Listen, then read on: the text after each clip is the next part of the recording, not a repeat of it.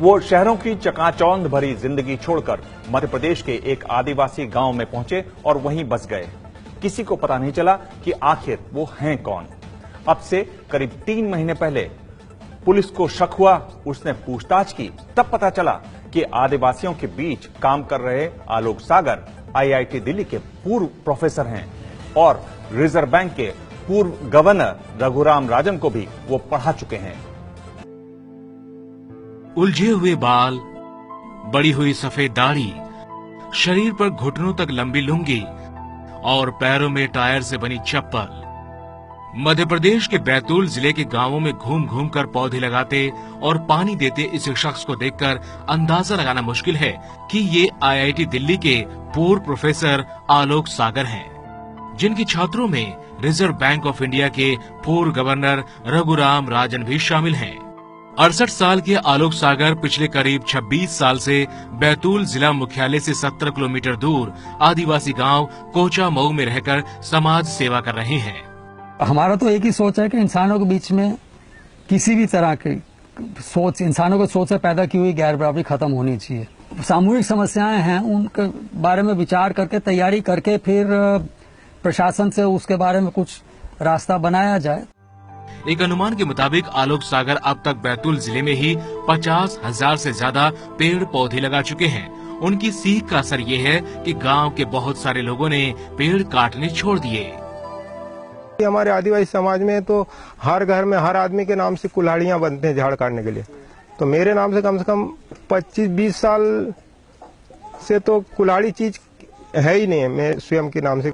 दिल्ली में जन्मे आलोक सागर ने आईआईटी दिल्ली से 1971 में इलेक्ट्रिकल इंजीनियरिंग में बीटेक और 1973 में एमटेक की डिग्री ली। इसके बाद वो अमेरिका चले गए और 1977 में ह्यूस्टन यूनिवर्सिटी से पीएचडी की डिग्री हासिल की। पढ़ाई पूरी करने के बाद वो भारत लौट आए और 1980 के 80 के दौरान आईआईटी दिल्ली में पढ़ाने का काम किया।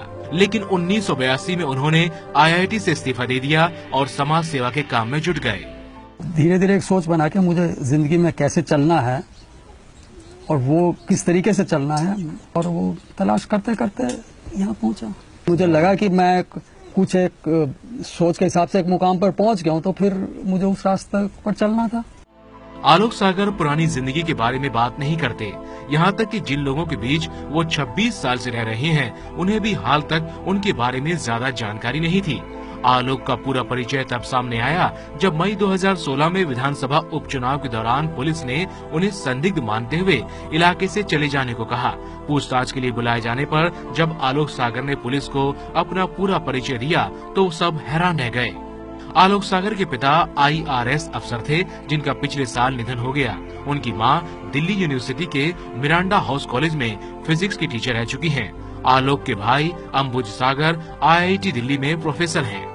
ऐसे परिवार से जुड़े आलोक का आदिवासियों के बीच उन्हीं की तरह रहकर समाज सेवा करना कोई मामूली बात नहीं है, लेकिन वो खुद को किसी के लिए प्रेरणा स्रोत नहीं मानते। उनका कहना है कि एक व्यक्ति को केंद्र में रखकर सोचना ठीक नहीं। एक एक व्यक्ति के इर्द गिर्द तूल देने का पूरा दर्शन ही मतलब उसकी एक बहुत बड़ा औजार है गैर बराबरी को लाने का और कायम रखने का और उसको कामयाब करने का। हर एक व्यक्ति को स्वयं बनना है, कोई उसके लिए प्रेरणा स्रोत नहीं हो सकता। ये पूरा परिवेश उसके लिए प्रेरणा स्रोत हो सकता है। मैं उसका एक छोटा सा टुकड़ा हूँ।